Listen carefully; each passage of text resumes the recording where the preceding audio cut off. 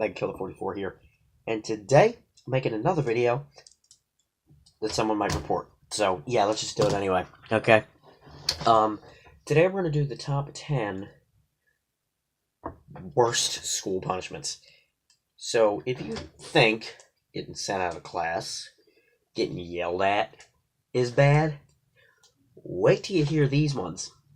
Maybe you'll getting up for school in the morning might just be a little better. It might not be it might not be good, but it might just be a little better. Maybe 0.5% better? I don't know. Anyway, number 10, kneeling on frozen peas.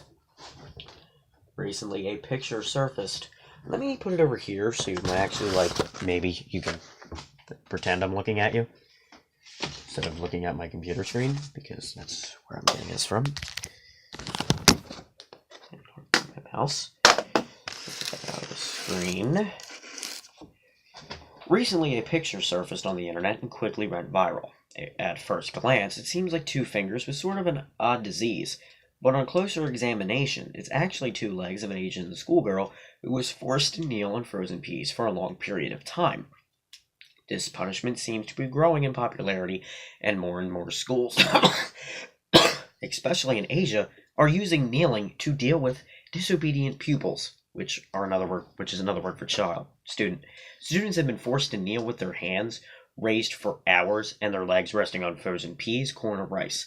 A girl in China was even expelled for taking pictures of the harsh punishment and posting them on the internet. While you may think that's bad, even worse are reports of small children being forced to kneel on things like baking hot concrete and cheese graters by their parents.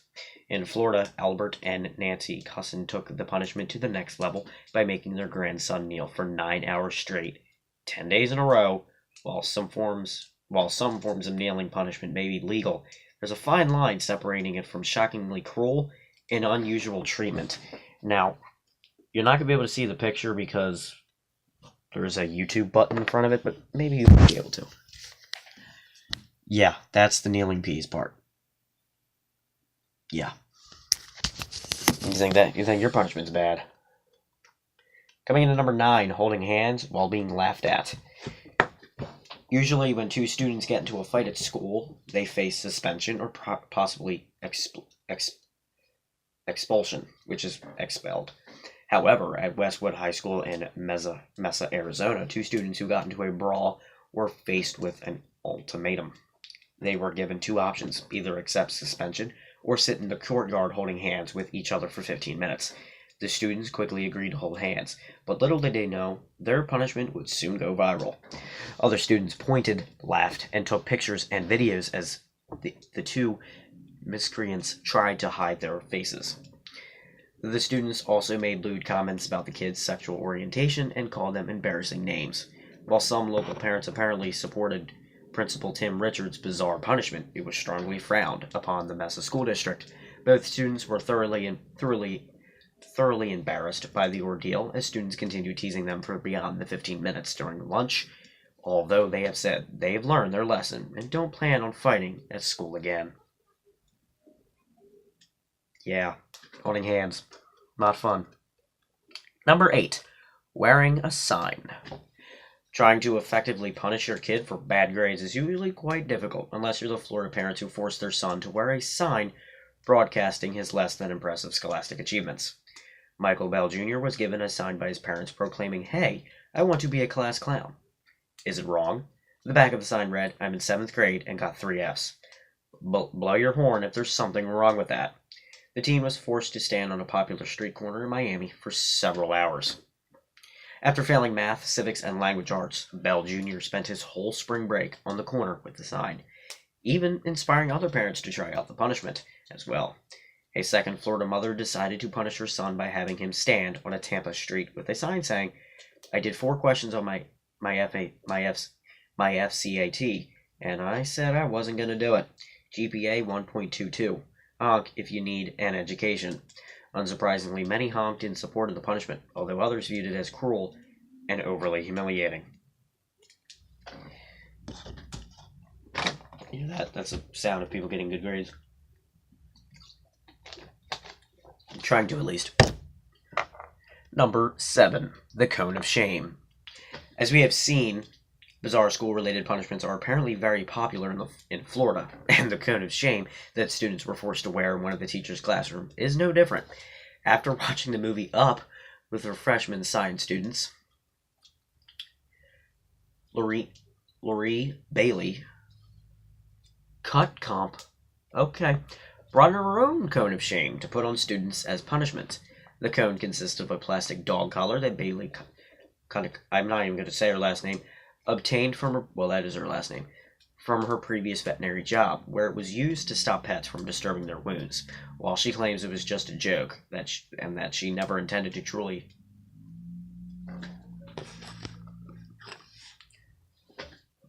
Anyway, where was I? That she never intended to truly embarrass her students. The school board definitely wasn't amused, especially after those wearing the collar had their pictures taken and uploaded to Facebook by other students. The use of the cone lessened after criticism began rolling in, and Bailey was quickly put on unpaid suspension, with the possibility of losing her job. Coming in at number 6, eating lunch off the floor. No use crying over spilled milk, right? I would never do that again, I'm so sorry. Well, except for the students of Charles Sumner Elementary School in New Jersey, apparently. In 2009, 5th graders at the school were forced to eat their lunch off the floor as punishments for a student spilling a jug of water while refilling a cooler. Water. They spilled water. In the subsequent lawsuit, the school's vice principal denied the story, claiming the real reason was a lack of seats, which seems a bit odd considering that the students were even allowed to use their trays, instead of being given an only small piece of paper to separate their lunch from the disgusting cafeteria floor. School officials even threatened the children that they would be forced to stay there longer if they told anyone about their punishments, yet half the cafeteria can see it, so... yeah. The lawsuits grew even more controversial when it was discovered that the students singled out by the African American and Caucasian teachers were all of Hispanic descent. The bizarre punishment continued for 10 days and included students that were absent the day that the water was spilled. In the end, 7 of the students affected split a $500,000 settlement. They should each get $500,000 because that's disgusting. Whether you have a paper towel or not, it's gross. It's gross, and it's just water. I mean, really. Water. My gosh. Number 5, being written on in permanent marker. Learning how to read is a difficult and frustrating process, even without the threat of your teacher allowing other students to draw on your face with permanent marker. Summer Larson, a 4th grade teacher in Idaho, chose just that as a bizarre form of punishment for students not meeting their accelerated reading goal. God, I remember doing that in 1st grade. Those that didn't meet the target faced 2 choices. Not going to recess, never that, or allowing their classmates to write on their faces. 6 students adopted for the latter, which means they allowed classmates to write on their faces. Parents were definitely not amused that their kids were coming home looking like a coloring book and quickly took action against the school. While the students did have a choice in the matter, the punishment was seen as bizarre and quite harsh in the class that weren't the strongest readers. Oh my gosh, these teachers are stupid. Coming in at number 4 is chopping off hair. One morning, Lamaya Common sat in class minding her own business and playing with the beads in her newly braided hair. Then, after persuading the 7-year-old to come to her desk with candy, her teacher proceeded to grab a pair of scissors and chop a braid off. Lamaya claims that playing with her hair wasn't disruptive to others, though her teacher, whose name wasn't released, clearly disagreed. The incident happened in front of the whole class, who began laughing as Lamaya went back to her desk, crying and embarrassed. The teacher has apologized for the incident, claiming she did it out of frustration. She was fined $175 for her act, but has been allowed to keep teaching.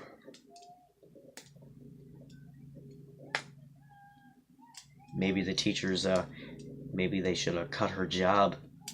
I'll never do that again, I'm sorry. Coming in number 3, telling an autistic kid nobody liked him. While suffering from undiagnosed high functioning autism, a little boy named Alex Barton was voted out of his class by his teacher and fellow students. Alex was first sent to the office after coming to class without his backpack and homework folder, then later sent back for disrupting the class. He has autism. What do you expect? Once Alex left, his teacher, Wendy Portillo, proceeded to hold a class discussion about what they disliked about Alex. When Alex returned, the discussion was still ongoing, and he was made to sit and listen while the class discussed his flaws. At one point, it was reported that Miss Portillo had told Alex that she hated him. Once his classmates had finished calling his names, Mrs. Portillo found it to be an excellent opportunity to teach the children about tallying by having a vote as to whether or not they wanted Alex to stay in the class. By not so close vote of 14-2, Alex was forced out of the room. Despite this bizarre punishment, a court ruled that Miss Portillo was allowed to teach again and keep her tenure, which shouldn't be allowed. Coming in at number 2. Dang it.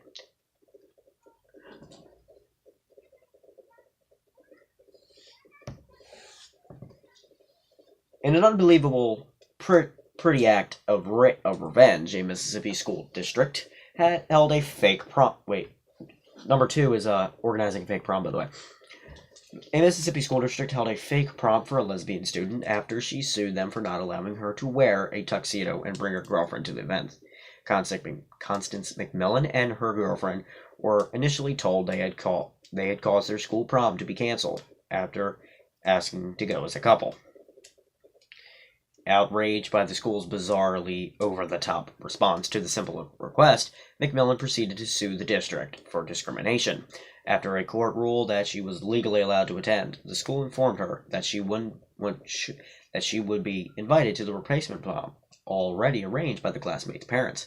Little did she know that the school had no intention of inviting her to the actual parent prom, instead hosting a fake event for her girlfriend, and 5 students with mental disabilities. It was only when McMillan showed up at the country club with her date that she realized they had been set up as a punishment. After she attended her prom with 6 other students, everyone else was attending the actual event just down the road. The district was forced to pay McMillan $35,000 for the bizarre humiliation they put her through. But while the settlement was helpful, it couldn't repair the trauma of being set up by both school administrators and her classmates. It's 2019. People are going to like their same sex. It's going to happen. It's 2019. Let it happen. And number 1, there's a bonus one. We'll get to that in a minute. Coming in number 1 is the Monster Closet. A teacher in Houston is under fire after locking several of her students in a pitch-black custodial closet known as the Monster Closet. After the class read a story about monsters that hide in closets, the pre-K teacher thought it would be a good punishment for 4-year-old Kellen Chaney. As his classmates began laughing at Chaney's punishment, the teacher also proceeded to stuff 3 other children alongside Chaney in the cramped, dark closet. Chaney himself was so frightened by the incident that he ended up vomiting. And someone probably looked at it and ate. No, I'm just kidding. A similar instance of children being locked in a pitch-black rooms as punishment has also been reported in Idaho. A teacher at Washington Elementary School allegedly locked 5-year-old Tanner colleague, in a small dark closet for over an hour and eventually forgot about him altogether before leaving for home. After becoming worried when he didn't return for class, Tanner's parents went to the school themselves when they found their son locked in the closet having urinated on himself from fear. And coming into the bonus, here we go, is a bonus there, the therapy bag. Just looking at the title, the therapy bag seems like sort of a relaxing new age relaxation technique. In reality, the therapy bag is actually just a small duffel bag that a Kentucky schoolteacher used to stuff a 9-year-old autistic boy into as punishment. Third grader Christopher Baker was faced with this inhumane punishment simply for not doing his work. While school officials claimed he was there for no more than 20 minutes, the boy was still tied up tight in the bag when his mom arrived at the school. She was outraged to walk up and see her son calling out for her as he tried to wiggle his way out of the bag. Yeah, hold on. She was outraged. Blah, blah, blah, blah, blah. The teachers involved have since been fired, and the extremely bizarre punishment prompted a storm of outrage from the local community.